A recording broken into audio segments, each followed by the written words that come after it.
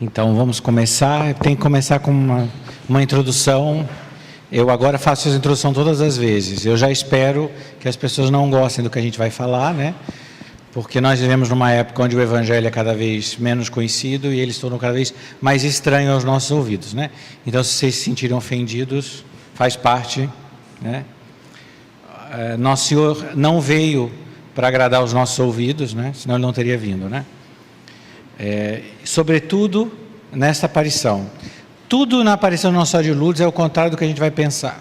Porque a gente é de uma geração onde tudo é muito exagerado.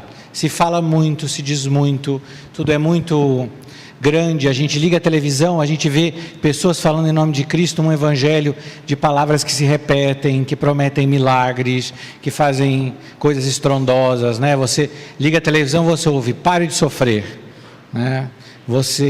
Nós acreditamos num falso evangelho que se difundiu em todos os lugares, que em vez de pregar Cristo crucificado, prega qualquer outra coisa. E aqui é todo o contrário. Então vamos começar com um momento histórico. A gente ouve na televisão falar sobre a igreja, a história da igreja, e a gente tem a impressão assim, de como a igreja teve poder e todas essas coisas, e geralmente as pessoas esquecem que os últimos 350 anos da história do mundo, nós todos vivemos numa igreja que realmente não teve nenhum poder mundano. Desde a Revolução Francesa ou até antes, as revoluções que se seguiram, a igreja não só não tinha poder, mas ela é total e completamente perseguida. Quando Nossa Senhora aparece em Lourdes, ela aparece numa França que já não é mais a França de Santa Joana d'Arc, uma França das monarquias católicas, onde a igreja era amada, mas a França que viu morrer num espaço de menos de 15 ou 20 anos, serem assassinados todos os padres na guilhotina, as monjas serem mortas, quem não foi morto aqui tentou fugir, acabou sendo morto em outros lugares. Com as invasões napoleônicas, se matou e se destruiu praticamente todos os mosteiros por onde as tropas passavam. Se você imaginar, enquanto as tropas de Napoleão desciam pela península da Itália, todos os mosteiros eram fechados, a igreja passou a não ter direito de existência, nós não sabíamos mais qual era a paróquia, a tal ponto que é preciso pensar, a partir do Papa Pio VII, numa verdadeira reconstrução da vida religiosa. Ninguém mais sabia quem era freira e quem não era, as ordens foram desfeitas, e uma geração inteira de franceses não foi nem sequer educada, porque quando chegou a Revolução Francesa, todos os orfanatos, todas as universidades, todas as escolas e todos os colégios básicos eram regidos pela igreja. Todos os bens da igreja foram tomados pelo Estado, o Estado era incapaz de poder administrar, absolutamente toda uma geração não foi nem sequer alfabetizada. O Estado tenta fazer as pessoas não lembram disso, é tão anticristão que eles tentam refazer a semana para que a semana não tenha 7 dias, para que ninguém saiba santificar o domingo. Eles tentam criar um clero próprio que não obedece ao Papa, mas à República. E nada disso dá certo, porque há uma resistência constante, ainda que, né, morram milhares, mas isso tem um efeito sobre aquele povo. Um povo que até então, sobretudo no mundo rural francês, cresceu sobre a igreja, ali ele era educado, ali ele sabia, era alfabetizado, ele tinha... Né, vocês têm que lembrar que 200 anos de Nossa Senhora aparecer, São Vicente de Paula fez grandes obras para os pobres, para os miseráveis, para evangelizar, para alfabetizar e dar o mínimo. A França não tinha mais nada. A França caiu na completa pobreza. Quando a gente lê, muita gente já leu aqui a vida, ou já ouviu falar de São João Maria Vianney, o cura d'Ars, como ele era um homem com dificuldade, ele teve que lutar para entrar no seminário, mas não é tanto culpa dele, porque ele já nasceu num tempo onde ele não pôde ser alfabetizado. Ele vai conseguir estudar o que a gente estuda no pré, depois de 17 anos, quando ele consegue um padre que acolhe ele na paróquia e fala: eu vou te ajudar a seguir sua vocação. Não havia, tudo foi desfeito, não havia nada, foi terra arrasada. Muitos dos antigos prédios foram destruídos, a antiga abadia de Cluny, catedrais foram todas destruídas, os sinos eram derretidos, as pedras das igrejas eram tiradas, não era para sobrar nada.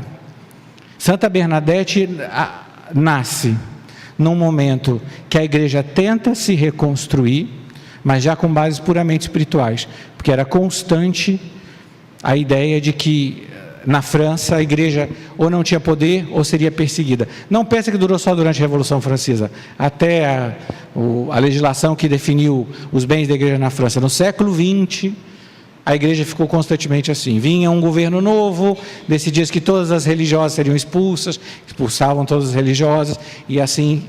Então, esse grande mito de uma igreja extremamente poderosa não existia, e não existe desde então. O poder, claro, que a igreja sempre vai ter, é aquele poder do Evangelho, da cruz de Jesus Cristo, que é um poder que está acima de todos os outros poderes. Mas na política ela já não tinha nenhum. E por que isso faz diferença? Faz muita diferença para entender uma França que tenta, aos poucos, voltar para Cristo. E é muito difícil. Uma França que tenta pedir perdão a Deus.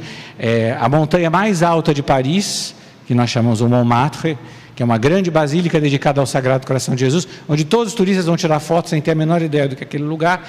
Aquilo é uma basílica construída pela França penitente, que espera pedir a Deus perdão por seus pecados, e ali ela faz uma igreja de adoração perpétua para que alguém reze pela França. Tem um belíssimo, na cúpula da igreja aparece os santos franceses apresentando a França ao coração de Jesus. É o que a França pode fazer, penitência.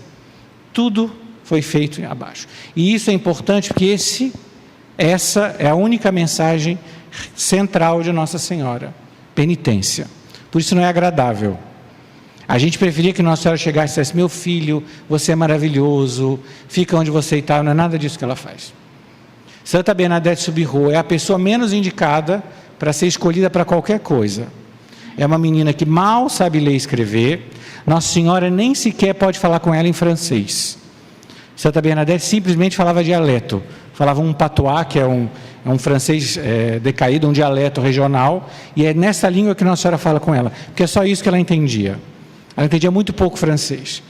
Uma família muito pobre, tão miserável, que não tendo onde morar, o único lugar que eles arranjaram para morar era uma antiga prisão, uma cela de prisão, que era tão inóspita, tão ruim, que eles decidiram tirar a prisão de lá, porque era ruim para os prisioneiros. E é exatamente aí que a família dela vai morar. Miserável. O pai dela é falsamente acusado de um crime que não cometeu, não consegue emprego. É a família completamente miserável. É aquela menina que, pobre, muito doente, que morando num lugar, né? Lourdes é uma cidade que faz tanto frio, que esse período agora de dezembro, janeiro, é muito comum que o santuário feche, porque neva muito, congela tudo. Uma menina nessas condições, ela é muito, muito pobre. Ela é a pessoa que você não confiaria para entregar uma mensagem ali. Mas é exatamente ela que Nossa Senhora escolhe. E é muito interessante, na primeira aparição, que nós vamos celebrar, que é 11 de fevereiro, né? É que ela não diz nada. Tem uma frase muito interessante que todos os teólogos ressaltam, porque a aparição de Lourdes, a gente tem que estudar mais o símbolo e o gesto do que a palavra. Porque a gente está acostumado que as pessoas falem muito com a gente. A gente tem o WhatsApp, Facebook, telefone. Mas aqui, com Santa Bernadette, esse vai ser o exercício mais difícil dessa palestra, é entrar nessa lógica que é a lógica da cruz, que é tudo ao contrário, onde o silêncio é mais eloquente que a palavra, onde o pobre é mais importante que o rico, é tudo ao contrário. É a lógica de São Francisco, o mundo visto de cabeça para baixo. Quando ela vai com uma irmã e uma amiga pegar lenha, e ela ouve uma rajada de vento, mas não há vento, só o barulho. E os teólogos sempre lembram disso, porque faz lembrar o barulho que se ouviu em Pentecostes, né? É quando ela olha para aquela gruta, um lugar pobre, além da cidade, sujo, na frente do rio, e ela vê aquela senhora, que não diz nada, mas ela intui o que aquela mulher quer. Santa Bernadette era uma menina paupérrima, mas que tinha uma característica que eu gosto muito nela. É uma pessoa que é simples e não simplória. Não há mentira nunca na alma dela. Tanto é que até Nossa Senhora dizer o nome, ela chama aquela mulher. Ela não diz que é Nossa Senhora, porque ela ainda não tem certeza. Ela sabe na alma dela quem é. Mas ela é uma pessoa que não mentirá por nada no mundo. É aquela pessoa super sincera mesmo, honesta, íntegra. E ela vê aquela mulher de branco, a gente vê aqui como ela se veste, que não diz nada, mas solenemente faz um sinal da cruz. Quanto isso quer dizer? Um sinal da cruz. Tem uma meditação do Beato José Alamano que diz que o sinal da cruz é tão importante que Nossa Senhora quis uma aparição só para ensinar como se fazer bem um sinal da cruz.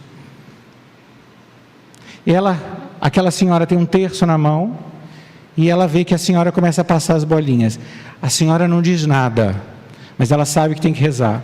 Então nessa primeira aparição Bernadette e Maria em silêncio enquanto ela reza o terço. Não tem nada. Primeiro Nossa Senhora tem que ensinar a todos nós a entrar aqui na oração. O primeiro passo é ficar em silêncio. No Evangelho Jesus diz: quando queiras orar, entra no teu quarto, fecha a porta, o teu Pai que está no segredo te escuta. Isso é o mais difícil. Para falar com Deus é preciso aprender a ficar em silêncio. É muito difícil. Ela não fala absolutamente nada. Vai ser uma grande confusão, porque a Bernadette, ao acabar aquela visão lindíssima, acaba comentando com a irmã e com a amiga, todo mundo diz, e aquilo vira um grande evento que todos querem saber, e para ela vai ser o grande tormento dela. Por isso ela vai ser levada à prisão, vai ser ameaçada de ser presa, vai ser investigada como louca, e ela achava tudo muito engraçado, e por nenhum momento ela teve medo de nada, porque para ela não tinha dúvida. Ela costumava dizer: Nossa Senhora não me pediu para convencer ninguém, ela simplesmente pediu para falar. Se a pessoa vai ouvir, se ela não vai ouvir. No segunda aparição, vamos fazer aqui dia 14 de fevereiro, aí tem um outro detalhe que eu queria dizer para vocês que me marca muito. O centro das aparições, o coração delas, que são os dias que Nossa Senhora pede que ela vá, acontece inteiramente durante a quaresma. Nossa Senhora que pede penitência, pede conforme o ciclo litúrgico. Quer dizer, para rezar, não basta só rezar no silêncio do seu quarto. A gente aprende a rezar no ritmo da liturgia. Você vê como Nossa Senhora é pedagógica. Ela não precisa falar para ensinar. Na segunda aparição, dizem para ela que pode ser o demônio e que é para ela levar água benta. Então a Bernadette leva água benta, e quando Nossa Senhora aparece, joga água benta. E aqui vem o segundo símbolo de Lourdes por excelência: Nossa Senhora sorri. E o sorriso de Maria é uma coisa tão bonita. No fim nós vamos fazer uma meditação sobre isso, que é o que mais chama a atenção do Papa Bento XVI. Na comemoração dos 150 anos das aparições, ele fez uma homilia inteira sobre o sorriso de Maria, e que tem um significado muito grande, porque a verdadeira tristeza nessa terra é o pecado. Então, portanto, a verdadeira felicidade é estar na graça de Deus, e essa felicidade é aquela que Maria é portadora. A ladainha de Todos os Santos chama causa da nossa alegria. Ela não precisa dizer nada, e ela não diz nada. Tem uma cena que eu sempre acho engraçado: pedem a Bernadette para entregar um papel para Nossa Senhora para ela escrever o próprio nome, né? Coisa que Nossa Senhora não fala. Grande parte do diálogo é um diálogo íntimo, e aí começa o grande fenômeno de Lourdes, porque todo mundo quer ver aquela menina. A grande mensagem de Lourdes passa a ser Bernadette. Por quê? Porque aquela menina pobre, doente, cansada, a partir do momento que está diante de Maria, se transfigura. Esse êxtase, esse momento de contemplar a Mãe de Deus, ela é completamente transfigurada. Quando começa a vir pessoas de fora, de Paris, das cidades grandes, dizem que nunca se viu uma pessoa tão linda que como ela diante de Maria. Ela se transfigura. Há quem fale que a face dela se modifica. Não se pode ver o céu sem se mudar.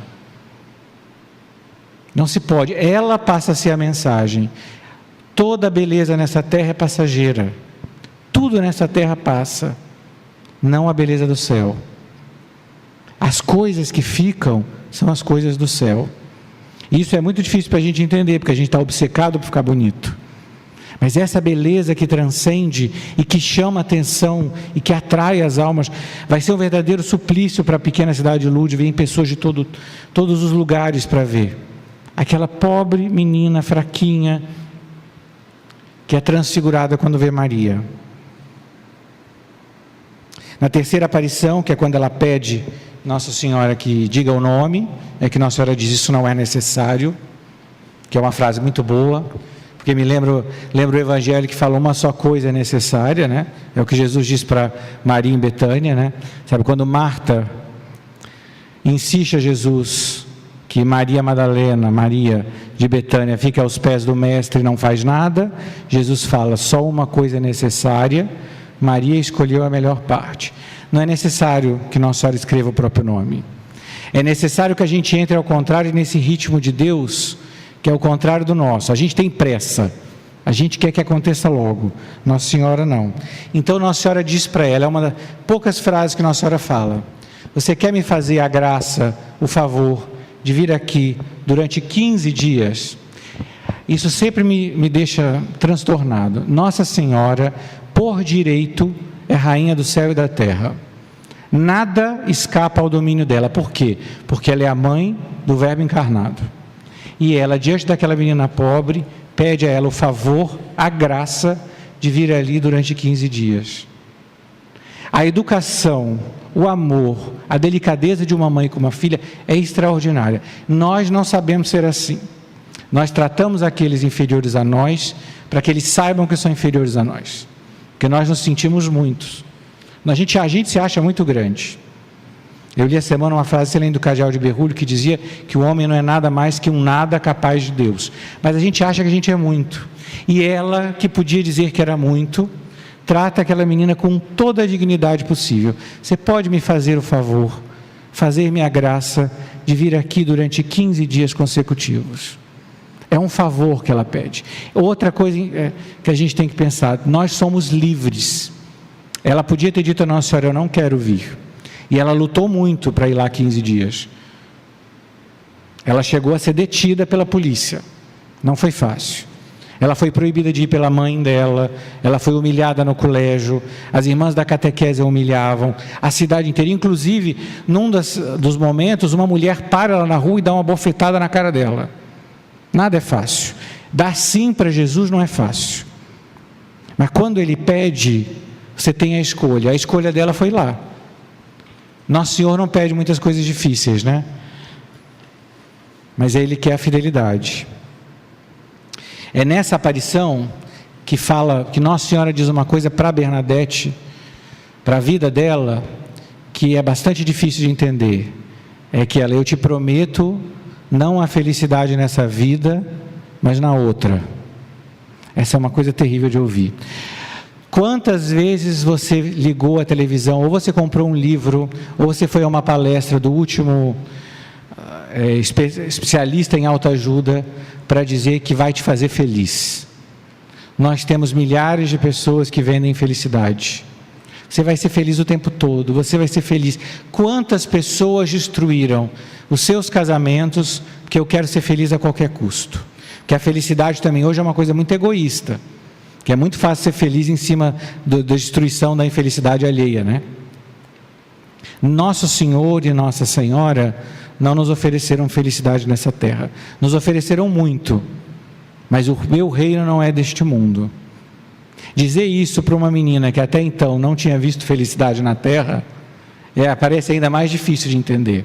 Mas por que Nossa Senhora tem que dizer? Porque quando ela pede que ela venha, e ela se compromete na fidelidade de cumprir a vontade da Mãe de Deus, ela tem que entender. Jesus também não nos enganou. Quem quer ser meu discípulo, tome a sua cruz e me siga. É muito difícil. Não é para este mundo.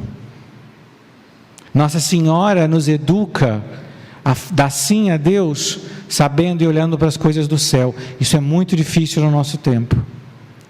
É muito mais fácil ter o complexo de topeira, que vive afundado na terra. É muito mais fácil. Então começa a grande diferença de Lourdes. Quem for a Lourdes até hoje vai ver que este é o momento que é a procissão com velas. Isso acontece naturalmente. Seguido após seguido, Nossa Senhora praticamente não diz nada. A multidão vai ver o quê? Ela diante de Maria. Uns dias triste, uns dias menos triste. O espetáculo, o símbolo é o silêncio dela. Não há nada o que dizer. Muito pouco. Tanto é que a única, você sabe que Lourdes tem um segredo. Mas é um segredo que nunca ninguém soube. que dizia respeito só a ela, só a Bernadette. Era um segredo dela, que ela nunca contou. Porque no silêncio ela nos educa. A fidelidade do cada dia. Porque sabe, a gente gosta das coisas, dos fogos de artifício. Eu vou na igreja, eu vou me sentir maravilhoso, e no dia seguinte vai ter, e cada dia eu vou ver um milagre diferente. Mas a fidelidade de amor é outra coisa. Olha, quando você ama alguém de verdade, a gente prova amor na fidelidade todo dia. Você ama alguém, por isso quer estar diante dele. Pensa que o grande ensinamento de Jesus hoje é ele permanecer silencioso em cada sacrário. Ele não precisa dizer nada, ele está. Vai passar a aparição 19 de fevereiro, 20 de fevereiro, 21 de fevereiro, ainda sem grande mensagem, sem fala, sem nada. 22 de fevereiro, 23 de fevereiro, é o dia que ela recebe um segredo para ela só, a multidão não ouve nada. 24 de fevereiro, a Virgem fala: penitência, penitência, penitência, rezai a Deus pelos pecadores, ide beijar a terra pela conversão dos pecadores. Essa é uma coisa muito difícil. Toda a aparição gira em torno da penitência. O Evangelho de São Mateus começa a pregação do Reino de Deus pela penitência. Beijar o chão pelos pecadores. Essa é uma forma de penitência muito comum até hoje na vida monástica. Por que você beija o chão? Porque você reconhece diante de Deus aquilo que você é. Você é pó. Você é pó. Você não está fazendo um favor estando servindo Jesus. Ele que com a sua misericórdia te chamou. Você é pó diante dele. Agora, toda a aparição circula nesse momento, na face triste de Maria, porque ela pede penitência. Porque essa é a única tristeza. Ser pobre não é tristeza, perder as coisas, nem a enfermidade é tristeza verdadeira. Porque tudo nessa terra passa. O pecado é tristeza verdadeira. Porque o que é o pecado? O pecado é o momento que você escolhe o ódio a Deus. Nós, no batismo, recebemos Deus em nós. O Espírito Santo vem morar em nós, vem reinar em nós. E com ele o cortejo de virtudes, as virtudes teologais, as virtudes... Só que um pecado é o quê? É você dizer para Deus: eu amo aquilo mais que você. Você pega o amor de Deus e joga para fora. Você é livre, você pode fazer. Você pode viver no céu da sua alma ou no inferno da sua alma. É por isso que a gente chama pecado mortal. Porque quando a gente comete um pecado mortal, você mata a sua alma. É simples assim. É um cadáver. Por quê? Porque não tem a vida verdadeira. A vida verdadeira é o amor de Deus, que é o Espírito Santo. No momento que você dá as costas para Deus, você escolhe que você ama alguma coisa mais que Ele. Qual é o primeiro mandamento da lei de Deus? Amar a Deus sobre todas as coisas. Então a grande tristeza, é por isso que Maria então se converte em triste. Porque é preciso fazer penitência e rezar pelos pecadores. É preciso rezar muito.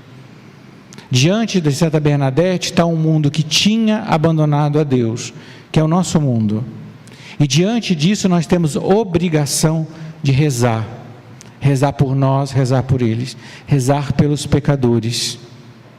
Rezar muito. Nós podíamos dizer que Nossa Senhora toda vez que vem é para pedir oração e penitência.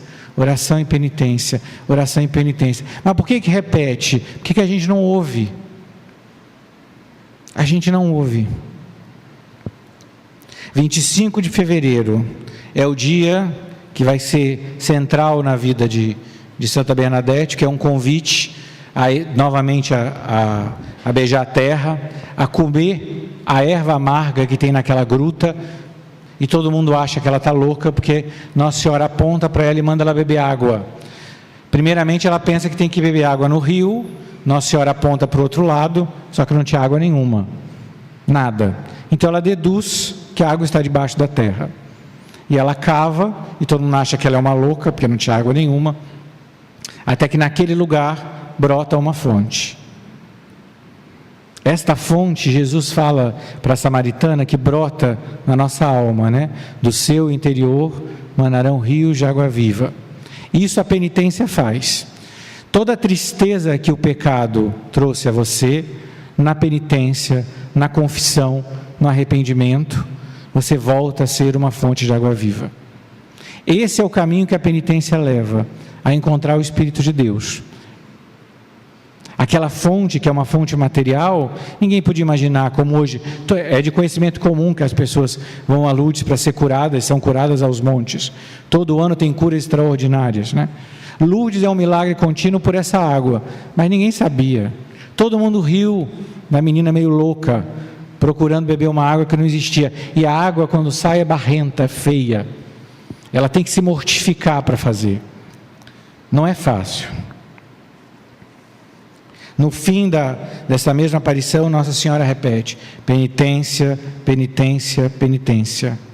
Rezai a Deus pelos pecadores, e de beijar a terra em penitência pela conversão dos pecadores. Você vê que ela não só fala pouco, mas ela sempre repete o que fala.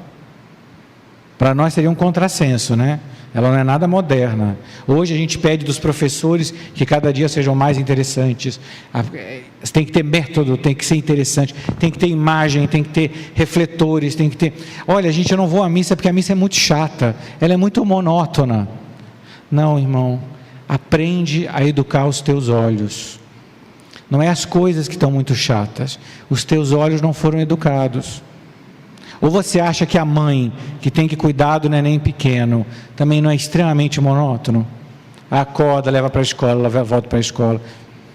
Muito casamento acabou por isso, que as pessoas esquecerem que amor verdadeiro é extremamente monótono. Porque é um ato de amor contínuo. É amar quando as coisas são muito difíceis. Nossa Senhora repete: penitência, penitência.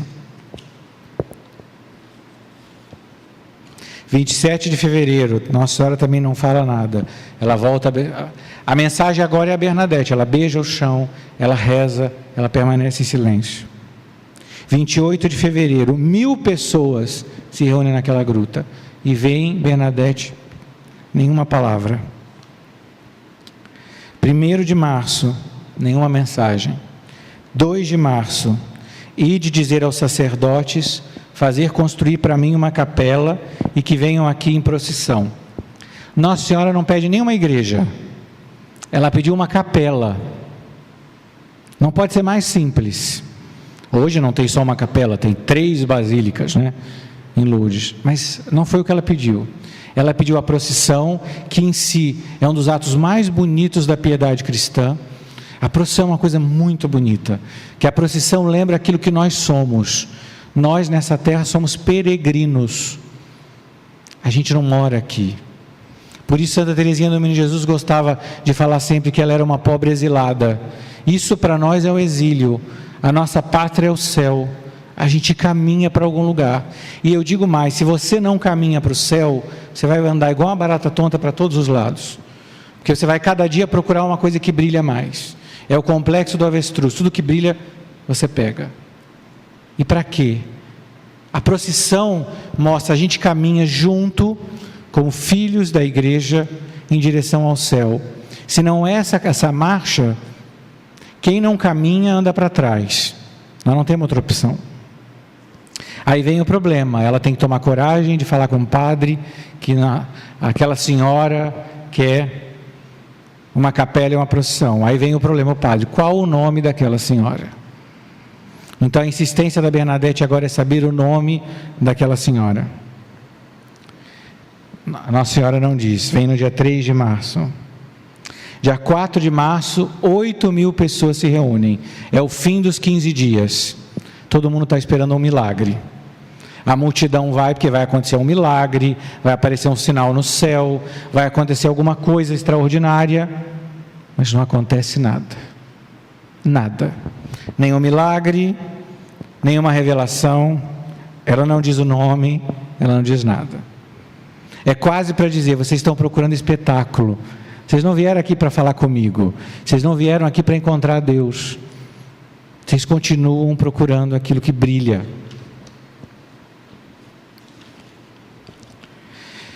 A Bernadette, depois daquele dia, passados os 15 dias, ela não sabe nem se vai voltar à gruta. Passou os 15 dias, é quando acontece que ela se sente atraída na alma, que ela tem que retornar lá. Não precisa falar. Deus, para atrair a gente, não precisa falar. Ele tem uma atração por si mesmo. E Nossa Senhora atrai ela. E atrai num dia muito especial, dia 25 de março. 25 de março é a festa da Anunciação do anjo Gabriel e, portanto, a festa da encarnação do Verbo encarnado, né? O Verbo se fez carne e habitou entre nós no seio de Maria. Ela sente pela manhã que ela tem que ir até a gruta. Ela fala que todos esses momentos é uma atração que ela não pode dizer que não. É como se alguém atraísse ela por dentro. Ela chega até a gruta e vê a Nossa Senhora. E ela pede mais uma vez: a senhora pode fazer a bondade de me dizer quem sois, por favor? Então a Bernadette, aqui ela descreve a aparição. Ela levanta os seus olhos para o céu, Nossa Senhora, juntando as mãos em sinal de oração. Antes as suas mãos estavam estendidas verso o chão, estavam nesse formato. Ela junta as mãos em sinal de oração, os olhos voltados para o céu, e ela me diz: eu sou a Imaculada Conceição. O gesto é muito importante. Ela olha para o céu. Ela não é a Imaculada Conceição por escolha, é um dom completamente gratuito ao mundo. O que quer dizer eu sou a Imaculada Conceição? Essa vai ser o problema do pároco. Ela não pode ser a Imaculada Conceição, ela tem que ser o fruto da Imaculada Conceição. A Imaculada Conceição é um privilégio único que só Maria Santíssima teve. Todos nós nascemos com o pecado original. Todos nós. Em pecado minha mãe me concebeu. Todos nós somos herdeiros deste pecado, que não é um pecado pessoal, mas este estado de fragilidade e de pecado. Todos menos Maria. Por quê? Maria Santíssima foi predestinada a ser mãe de Deus. Tudo que é relacionado a Cristo é santo. E para que Cristo nascesse desta terra, que é o ventre de Maria, é preciso que essa terra fosse imaculada. Nunca teve pecado, o que significa que nunca sobre ela o demônio teve poder. O pecado é o território do maligno. Eu, você, por milhares de vezes na nossa vida, não fomos nada mais que escravos do demônio. É horrível falar isso, né? Porque a gente gosta de pensar da gente como pessoas maravilhosas. A imagem que a gente tem da gente mesmo é de gente ótima. Nunca imagina, eu sou gente do bem. Se o mundo fosse só cheio de gente do bem, eu não sei que mundo esse povo está vivendo. Cristo, com sua encarnação, com sua morte, nos libertou do pecado.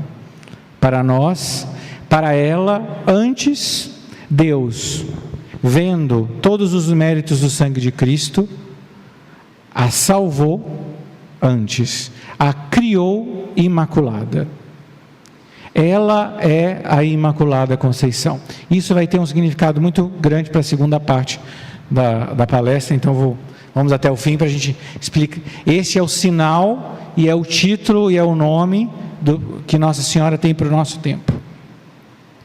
7 de abril, já tinha acontecido a Páscoa, há uma outra aparição, que é uma aparição que ficou muito famosa, que Nossa Senhora não falou nada, mas porque contrataram um médico para avaliar esse estado de êxtase de Santa Bernadette, e diante de todo mundo se vê que ela coloca a mão sobre o fogo da vela e não se queima. E o médico, quando acaba o êxtase, faz a tentativa de se aproximar o fogo dela, ela tira a mão quando o êxtase acaba. Então o médico fica muito impressionado. E a última aparição, dia 16 de julho, onde ela não pode se aproximar da gruta, porque ela então já estava impedida, né? Porque as autoridades civis anticlericais querem impedir o fenômeno de Lourdes. Ela sente de novo uma atração a ir até a gruta, é dia de Nossa Senhora do Carmo, 16 de julho, e ela se vê diante de Maria pela última vez. Ela nunca mais vai ver Nossa Senhora, não que a gente saiba. E a vida dela vai mudar completamente. Por quê?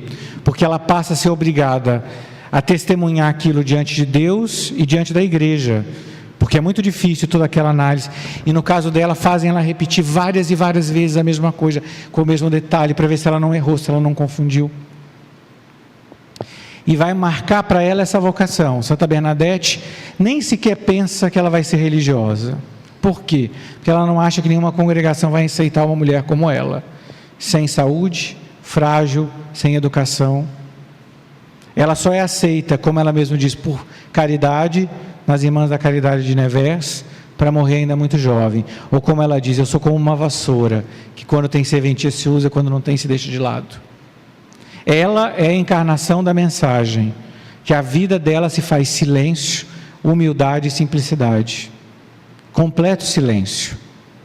Ela não gostava sequer de falar com os outros. Quando ela vai para Nevers para ser religiosa, um dia chegam umas pessoas e descobrem que ela é religiosa lá e querem ver a menina que viu Nossa Senhora, e ela todas as vezes desmentia. Uma das vezes mostraram para ela umas fotos dela que vendiam em Lourdes, quando a multidão começa a ir, porque as curas se multiplicam por aquela água milagrosa, e dizem para ela que estão vendendo a foto por alguns centavos, 5 centavos, 10 centavos. Ela olha para a pessoa e fala, é bem o que eu valho.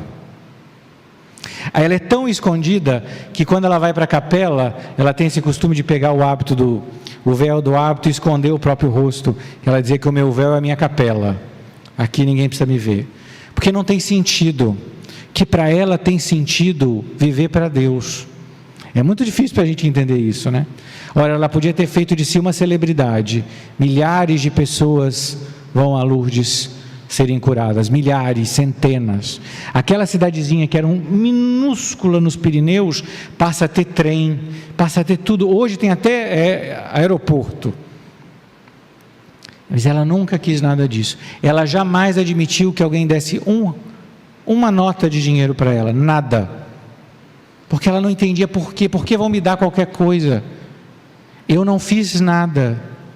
Tem uma coisa que eu gosto muito que marca a experiência dela, é que perguntam para ela o que ela prefere, comungar ou o tempo que ela estava na gruta com Maria. E ela responde que ela não entendeu a pergunta, porque quem está com Maria está com Jesus, quem está com Jesus está com Maria. Para ela não fazia, porque ela era tão simples, ela era tão íntegra, que ela não tinha essas dobras que a gente tem. Me parece que essa foi a grande graça que Maria deu a Santa Bernadette, se tornar uma pessoa simples. A simplicidade é um dom de Deus, é muito difícil. O que é tão difícil para nós ser santo ou caminho de santidade, não é porque a santidade é difícil, é porque ela é simples e a gente é muito complicado. Você já reparou? Pergunta a qualquer pessoa que esteja casada num relacionamento para ela explicar os problemas que ela tem. É tudo tão complicado, a gente complica tanto a nossa vida. Fulano falou isso, ciclano falou. O difícil é entrar na simplicidade. O difícil é essa vida só para Deus. Tem como passar o slide? Onde?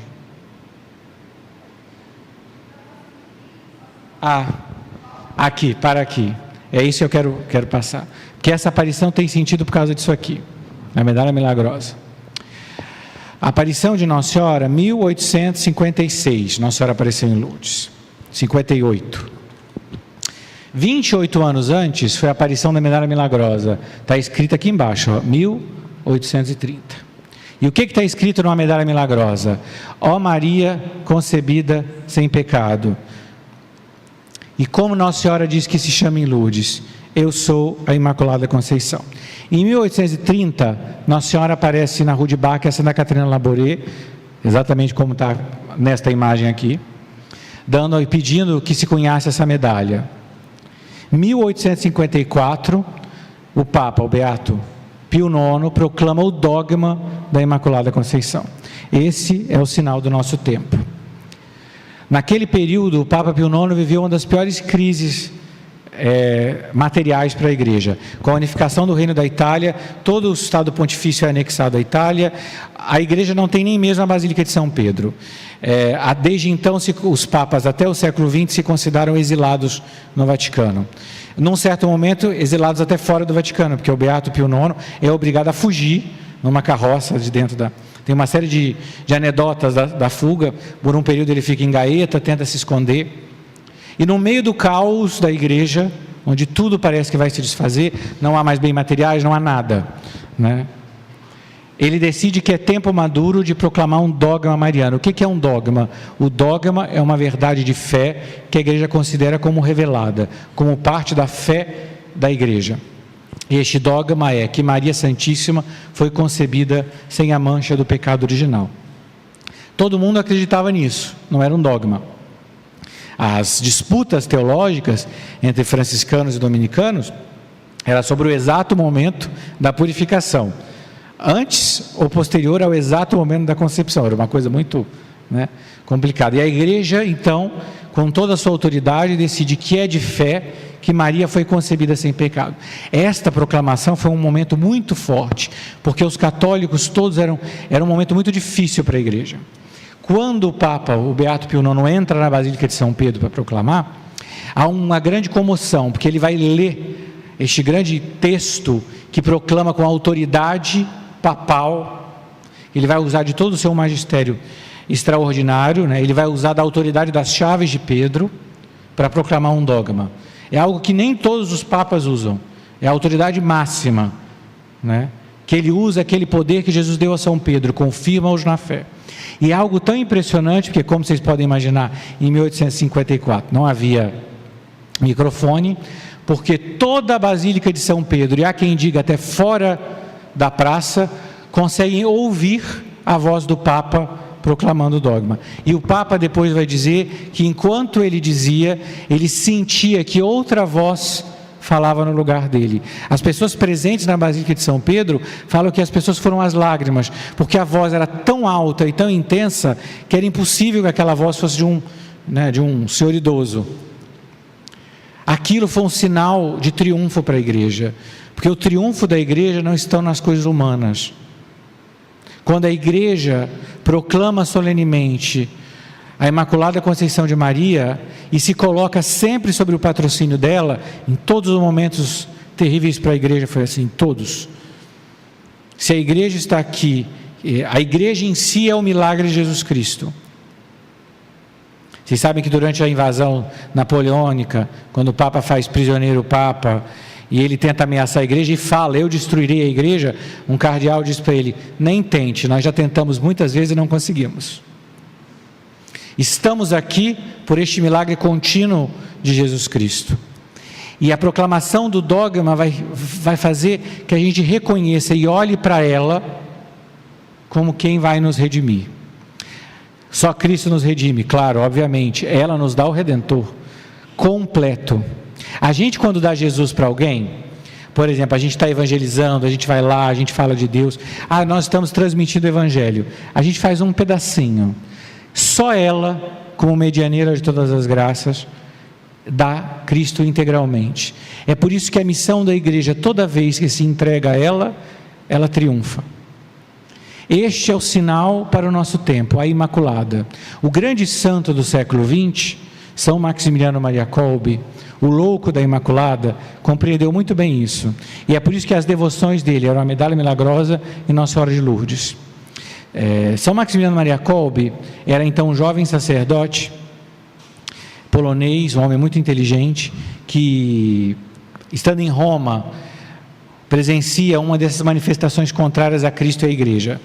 Há uma procissão profana em Roma, em 1917, em que os inimigos da Igreja, para caçoar das nossas procissões, fazem uma procissão ao contrário. E na frente da procissão vai um estandarte que representava, em vez de São Miguel que esmaga o demônio, mas o demônio que triunfa. São Maximiliano Kolbe fica tão chocado com aquilo, que ele decide que se os filhos das trevas tentam destruir a obra de Deus, a Imaculada unirá com o seu sinal, que é essa medalha aqui, os filhos para lutar pela igreja. E que o sinal da nossa vitória é ela é a Imaculada Conceição, porque ela é que vence sozinha todas as heresias. E todos os momentos de crise da igreja, ela saiu vitoriosa. São Maximiliano Kolbe era um homem extraordinário. Quem não conhece a vida dele, não entende o quão grande ele era. Ele volta para a Polônia com esta ideia da Imaculada, para fundar uma grande cidade da Imaculada, que era literalmente uma cidade, com centenas de milhares de vocações, que tinha gráfica, um início de uma rádio, jornal diário, jornal semanal, revista, como ele dizia, eu quero que o mundo inteiro seja embalado em papel da Imaculada, que nenhuma alma não conheça. Por que a Imaculada? Porque quem se entrega a Maria, ela te entrega completamente ao coração de Jesus. E ele é tão louco pela Imaculada, e ele tem tanta certeza que este amor por ela vai converter o mundo inteiro, que um dia ele está andando e ele encontra 2 japoneses que não entendem absolutamente nada do que ele diz, e ele dá 2 medalhas para eles, para eles distribuírem, e eles não têm a menor ideia quem Nossa Senhora é, não entendem nada, e acham que é um presente, então dão para ele uns símbolos, uns elefantinhos, e ele fica tão impressionado de conhecer 2 pessoas que não conhecem a Imaculada, e não conhecem Jesus, que ele larga tudo e vai para o Japão, sem falar uma palavra de japonês, e ele resolve que lá, ele vai fundar um jardim da Imaculada. Ele não tem a menor ideia do que ele está fazendo, tanto é que ele não conhece uma palavra de japonês, ele tem que arranjar alguém que traduza, porque a primeira coisa dele é: eu vou abrir um jornal ou uma revista, sem dinheiro, sem nada, tanto é que a única pessoa que pode ajudá-lo a traduzir é um pastor, era a única pessoa que havia. Este local, em Nagasaki, é um dos únicos locais que não foram destruídos quando caiu a bomba atômica. Ele tinha tanta certeza de que a Imaculada triunfaria, que quando chega o regime nazista, e ele é preso, e ele sabia que seria preso, que os nazistas não deixariam a maior equipe editorial católica que havia na Polônia assim. Ele é preso, e ele tem a coragem de ir lá se identificar tanto com Jesus, que num dia haviam sido presos, se descobriu que vários prisioneiros do campo de concentração tinham fugido, e como exemplo o regime queria matar um número determinado de prisioneiros para que coibisse a fuga. Quando chamam os que vão ser condenados à morte, um homem começa a chorar, explicando: eu sou pai de família, eu tenho filhos, eu tenho esposa, não me matem. Quando São Maximiliano Maria Kolbe sai da multidão e fala: eu sou o padre católico e eu morro no lugar dele. Ele será condenado a morrer de fome, num bunker da fome, só que nem a fome consegue matá-lo, todos os demais morrem, e ele continua cantando. Quando os alemães voltam para abrir o bunker, todos tinham morrido, e ele continuava cantando, tanto é que eles são obrigados a dar uma injeção letal, e ele morre na vigília da Assunção de Maria, 14 de agosto. Tão grande é a obra da Imaculada, que só ela é capaz de salvar o mundo em decadência, porque ela é capaz de nos dar Jesus Cristo integralmente. São Maximiliano percebeu que quanto mais se prega a Maria, mais Jesus é amado. O padre Faber fez um famoso prefácio ao Tratado da Verdadeira Devoção, que ele fala: se Jesus Cristo não é mais conhecido e mais amado, é porque Maria Imaculada não é mais conhecida e mais amada. Quando ela vem, quando ela reina, reina Jesus Cristo. Ela veio para parecer aquela moça, para falar isso: penitência, penitência, penitência. Ela vem para falar o Evangelho. Ela vem para fazer Jesus Cristo amado. E onde reina Jesus Cristo, tudo se transforma. Aquela gruta feia, suja, onde ela apareceu, se tornou um dos maiores santuários do mundo. Centenas de milhares de doentes diariamente vão lá. E sabe o que é mais bonito quando você vai a Lourdes? É que essas milhares de doentes são cuidadas por milhares de benfeitores, de jovens, de rapazes, de moças, que gratuitamente cuidam dos doentes, para que os doentes possam chegar até aquela gruta. Aquilo que era sinal de pobreza, de miséria, vira sinal da glória de Deus, de cura, de libertação, de santidade. É a mesma coisa que ela faz com uma alma. Quando a gente permite que Maria Santíssima venha se unir a nós, ela faz que ali reine o Espírito Santo. E onde o Espírito Santo reina, dali jorrarão rios de água viva. Essa é a diferença. O sinal do nosso tempo, nenhum tempo esteve tão longe de Deus. Você vai me dizer: mas o pecado é uma realidade do homem. Mas nós fizemos além, nós transformamos o pecado em lei, nós transformamos o pecado em obrigação. Nós achamos que era normal matar uma criança no seio da sua mãe. Nós fomos chegando no exagero, do exagero, do exagero. E se a gente quer de novo fazer Cristo reinar, é preciso que a Imaculada reine. Enquanto nós não nos convencermos disso e ainda acharmos que a devoção a Maria é meio que a cerejinha do bolo, que é uma coisa que faz a gente bonitinho, não. É muito mais que isso. Ela é o sinal que Deus deu ao nosso tempo. Onde reinar Maria, reina Jesus Cristo. E se você quer que Jesus Cristo reine na tua alma, na tua casa, no teu trabalho, é preciso que ela reine. E onde reinar a Imaculada, reinará o Pai, o Filho e o Espírito Santo. Os grandes santos não tiveram dúvida disso. O meu santo de devoção, São João Evangelista, que é quem está aos pés da cruz com Jesus, eu sempre me disse, não é ele que apoia Maria, é Maria que apoia ele. Todos fogem, menos ele, porque ele está segurando ela. Mesmo quando as coisas ficam mais difíceis, e eu não tenha dúvida, ser católico hoje de verdade é muito difícil. É ser sinal de humilhados. É para ser humilhado. O cristianismo verdadeiro é um testemunho de martírio. É Cristo crucificado. E só vamos ter força se a gente pegar nas mãos dela. É muito fácil ter essa soberba de já eu sou muito bom. Quem não entra nesta lógica de aprender com Maria, dificilmente chegará. Por quê? Porque ela ensina esse evangelho. Só ela pode nos ensinar esse silêncio. Silêncio é a coisa mais difícil para o nosso tempo fazer. É barulho, barulho, barulho, barulho. E a gente precisa de barulho. Sabe por que a gente precisa de barulho? Porque se a gente não fizer barulho, a gente é obrigado a ouvir a voz da nossa consciência. E a gente vai ouvir que estado você se encontra.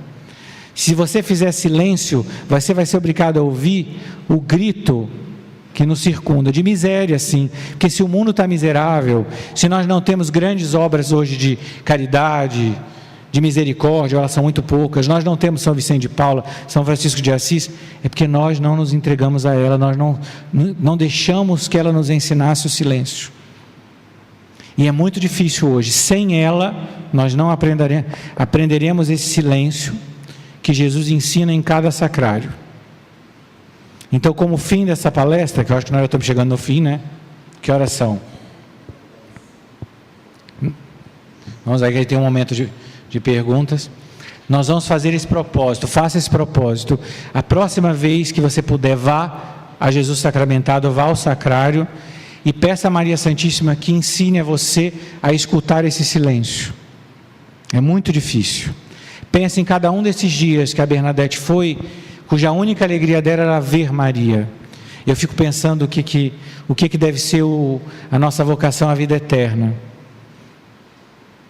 Porque se a beleza de Maria transparecia pelo rosto de Bernadette, imagina o que será ver Maria no céu, onde nós veremos tudo em Deus, porque nós veremos Deus face a face. Nós veremos Deus tal como Ele é, pela graça de Jesus Cristo. Nunca nos esqueçamos que esse é o nosso objetivo, e nós nos entregamos a ela para isso, porque nós aqui somos peregrinos e a nossa pátria é o céu.